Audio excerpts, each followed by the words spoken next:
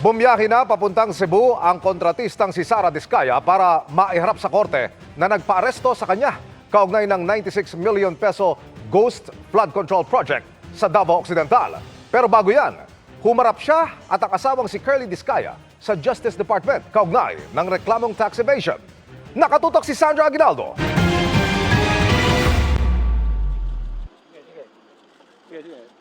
Mula sa NBI Detention Facility sa Muntinlupa, ibinyahe si Sara Diskaya patungong Department of Justice kaninang umaga.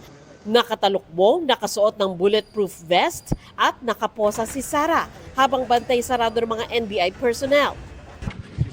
Kasunod niyang dumating ang mister na si Curly na mula sa Senate Detention Facility. Magkasama silang humarap sa preliminary investigation ng DOJ kaugnay sa reklamong tax evasion na isinampa ng Bureau of Internal Revenue. Dahil ito sa hindi umano pagbabayad ng buwis ng mag-asawa na aabot daw ng 7 billion pesos. Hindi sila humarap sa kamera. Bawal din ang media sa loob.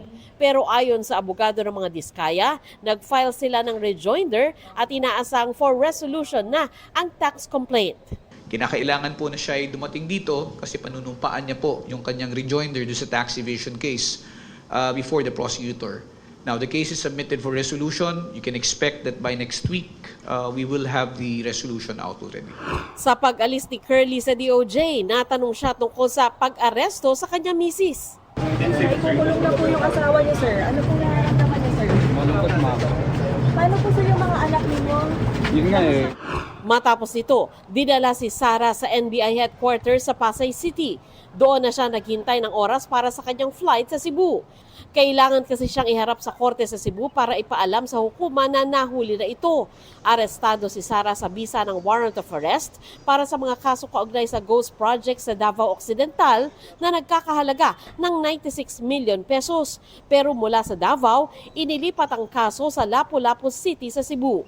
Ayon sa Supreme Court, kailangan gawin ito alinsunod sa utos ng korte na magtalaga ng special court para sa flood control anomalies.